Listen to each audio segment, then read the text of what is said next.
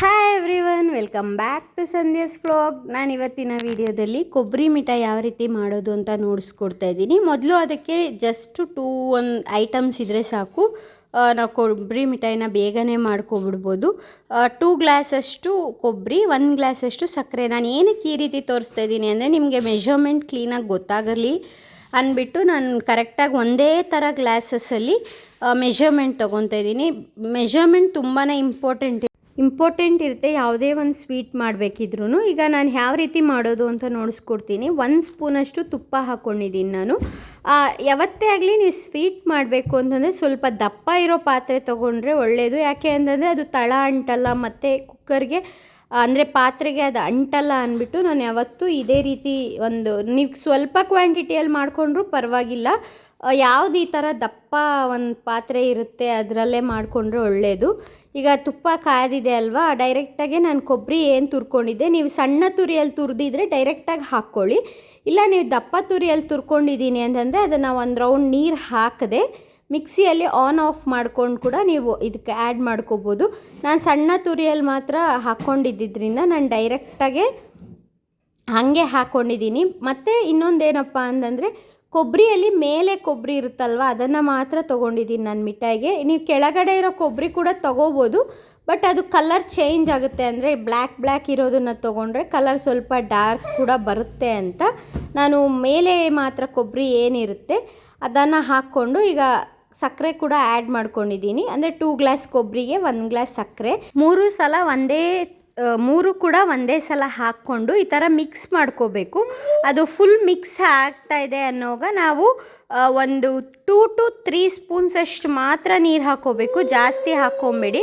ಯಾಕೆ ಅಂತಂದರೆ ಸಕ್ಕರೆ ಏನಿದೆ ಅದು ಕರಗ್ತಾ ನೀರು ಆಗುತ್ತೆ. ಅದಾಗೋಕ್ಕೂ ಮುಂಚೆ ಅದು ಮಿಕ್ಸಪ್ ಆಗೋದಕ್ಕೋಸ್ಕರ ಒಂದು 2 to 3 ಸ್ಪೂನ್ಸಷ್ಟು ವಾಟರ್ನ ಹಾಕಿ ಮಿಕ್ಸ್ ಮಾಡ್ಕೊಬೇಕು. ಇದು ತುಂಬಾ ಕಮ್ಮಿ ಇಂಗ್ರೀಡಿಯೆಂಟ್ಸ್ ಬೇಕು ಮತ್ತು ಮಾಡೋದು ಈಸಿ, ಸ್ವಲ್ಪ ಟೈಮ್ ತೊಗೊಳುತ್ತಷ್ಟೇ. ಆ ಪಾಕ ಏನಿರುತ್ತೆ ಅದು ನಮಗೆ ಕರೆಕ್ಟ್ ಮೆಷರ್ಮೆಂಟಲ್ಲಿ ಗೊತ್ತಾದರೆ ತುಂಬಾ ಈಸಿಯಾಗಿ ಸ್ವೀಟ್ ಮಾಡ್ಕೋಬೋದು. ಯಾರಾದರೂ ಗೆಸ್ಟ್ ಬರ್ತಿದ್ದಾರೆ ಅನ್ನೋವಾಗ, ಮತ್ತು ಈಗ ವರಮಹಾಲಕ್ಷ್ಮಿ ಹಬ್ಬದ ಸೀಸನ್ ಕೂಡ ಇದೆ. ಈಗ ಸ್ವೀಟ್ ರೆಸಿಪೀಸ್ ದೇವರಿಗೆ ತುಂಬಾ ಮಾಡ್ತಾ ಇರ್ತೀವಲ್ಲ, ನಾನು ಕೂಡ ಅದಕ್ಕೆ ಮಾಡ್ತಿದ್ದೆ. ಹಾಗೆ ಒಂದು ವಿಡಿಯೋ ಕೂಡ ಕ್ಯಾಪ್ಚರ್ ಮಾಡ್ಕೊಳ್ಳೋಣ ಅಂತ ಮಾಡಿದೆ. ನಿಮಗೂ ವರಮಹಾಲಕ್ಷ್ಮಿ ಸೀರೀಸ್ ಆಗಿರ್ಬೋದು ಮತ್ತು ವ್ಲಾಗ್ಸ್ ಆಗಿರ್ಬೋದು ನೆಕ್ಸ್ಟ್ ನನ್ನ ಒಂದು ಚಾನಲಲ್ಲಿ ಬರ್ತಾ ಇರುತ್ತೆ. ಈಗ ನೋಡಿ ನಾನು ವಾಟರ್ನ ಆ್ಯಡ್ ಮಾಡಿಕೊಂಡೆ ಅಷ್ಟೇ. ಅದು ಹಾಕ್ಕೊಂಡಿದ್ದ ತಕ್ಷಣ ಮತ್ತೆ ನಾವು ಸಕ್ಕರೆಯಲ್ಲಿ ಏನಿರುತ್ತೆ ಆ ನೀರು ಕೂಡ ಹಾಗೆ ಬಿಟ್ಕೊಳ್ಳುತ್ತೆ.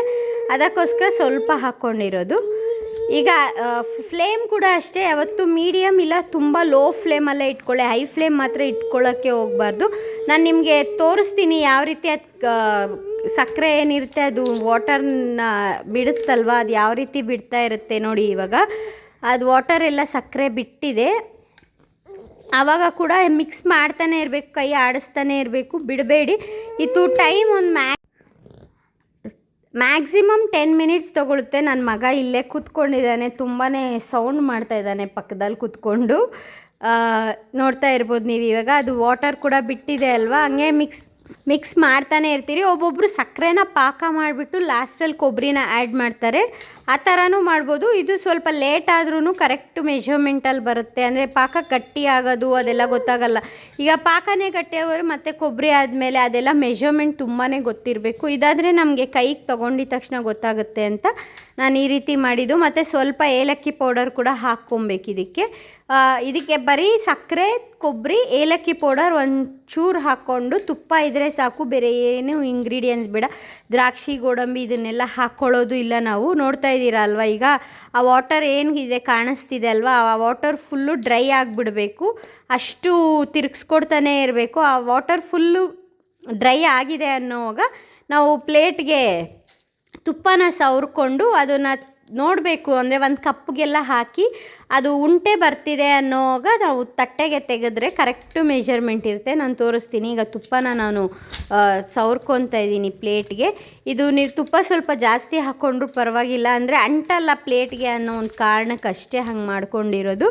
ಈಗ ಪ್ಲೇಟ್ನ ತುಪ್ಪ ಸೈಡಲ್ಲಿ ಇಟ್ಟಿದ್ದೀನಿ, ನೋಡಿಸ್ತೀನಿ ನೋಡಿ. ಇವಾಗ 1 ಕಪ್ ತೊಗೊಂಡು ಜಸ್ಟು ಅದನ್ನು ಒಂದೇ ಒಂದು ಸ್ವಲ್ಪ ತೊಗೊಂಡು ಬಾಲ್ ಥರ ಮಾಡೋಣ. ಬಾಲ್ ಆಗಿದೆ ಅಂತಂದರೆ ಅದು ಕರೆಕ್ಟಾಗಿ ಪೀಸ್ಗೆ ಬರುತ್ತೆ ಅಂತ ಒಂದು ಅಳತೆ ಎಲ್ಲೂ ಸ್ಕಿಪ್ ಮಾಡಬೇಡಿ. ಯಾಕಂದರೆ ಸ್ಕಿಪ್ ಮಾಡಿದ್ರೆ ನಿಮಗೆ ಗೊತ್ತಾಗಲ್ಲ. ಅಂದರೆ ಯಾವೊಂದು ಟೈಮಲ್ಲಿ ನಾವು ಯಾವುದನ್ನು ಆ್ಯಡ್ ಮಾಡಬೇಕು ನೋಡ್ಕೋಬೇಕು. ಅಂದರೆ ಎಷ್ಟು ಅಳತೆಗೆ ಪೀಸ್ಗೆ ಬರೋದು ಯಾವಾಗಿರುತ್ತೆ, ಅದೆಲ್ಲ ಪ್ಲೇಟ್ಗೆ ಯಾವಾಗ ತೊಗೋಬೇಕು ಅದೆಲ್ಲ ಸ್ಕಿಪ್ ಮಾಡಿದ್ರೆ ನಿಮ್ಮದು ಕೊಬ್ಬರಿ ಮಿಠಾಯಿ ಕೂಡ ಹಾಳಾಗುತ್ತೆ. ಅದಕ್ಕೋಸ್ಕರ ಹೇಳ್ತಾ ಇದ್ದೀನಿ. ನಿಮಗೆ ಅಷ್ಟು ನೋಡೋಕ್ಕಾಗಿಲ್ಲ ಅಂತಂದರೆ ಪರವಾಗಿಲ್ಲ, 2XL ಬೇಕಾದರೂ ನೋಡಿ ಹಾಕ್ಕೊಂಡು. ಬಟ್ ಸ್ಕಿಪ್ ಮಾತ್ರ ಮಾಡೋಕ್ಕೆ ಹೋಗಬೇಡಿ. ಯಾಕಂತಂದರೆ ಸ್ಕಿಪ್ ಮಾಡಿದ್ರೆ ಮಿಠಾಯಿ ಹಾಳಾದರೆ ಮತ್ತೆ ಇವ್ರು ನೋಡ್ತಿರೋ ರೆಸಿಪಿ ಕೂಡ ಸರಿ ಇಲ್ಲ ಅಂತಲೂ ಅನಿಸುತ್ತೆ. ಅದಕ್ಕೋಸ್ಕರ ಹೇಳ್ತಾ ಇದ್ದೀನಿ. ಇವಾಗ ನೋಡಿ, ಈ ಥರ ಮಾಡಿದ್ರೆ ಬಾಲ್ ಬಂದಿದೆ. ಈಗ ತುಪ್ಪ ಕೈಯಲ್ಲಿ ಇತ್ತಲ್ವ, ಅದರಲ್ಲೇ ಬಾಲ್ ಬಂದಿದೆ ಅಂತಂದರೆ ಇದು ಕರೆಕ್ಟು ಮೆಜರ್ಮೆಂಟ್ ಇವಾಗ ಆಗಿದೆ.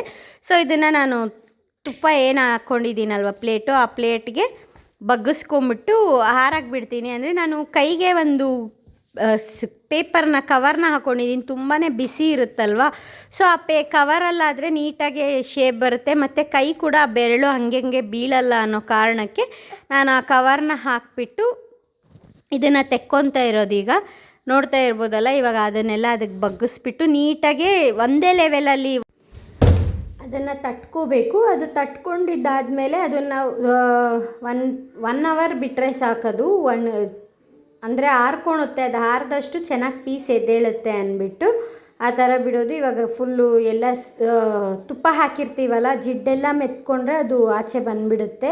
ಅದಾಗ ತುಂಬ ಕಷ್ಟ ಅನಿಸಲ್ಲ. ಪರ್ಫೆಕ್ಟಾಗೆ ನೀವು ಮಾಡಿದರೆ ಏನೂ ಪ್ರಾಬ್ಲಮ್ ಅಂತ ಅನ್ನೋದೇ ಇಲ್ಲ. ಅದಕ್ಕೋಸ್ಕರನೇ ನಾನು ಆಗಲೇ ಹೇಳಿದ್ದು ಎಲ್ಲೂ ಸ್ಕಿಪ್ ಮಾಡಬೇಡಿ ಅಂತ.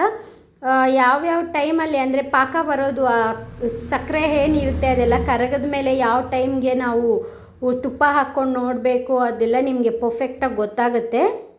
ಈಗ ನೀಟಾಗಿ ಈ ರೀತಿ ಎಲ್ಲ ತಟ್ಕೊಂಡು ಬಿಸಿ ಇರುತ್ತಲ್ವ, ನಾನು ಅದಕ್ಕೆ ಈ ಥರ ಕವರ್ ಹಾಕ್ಕೊಂಡಿದ್ದೀನಿ ಕೈಗೆ.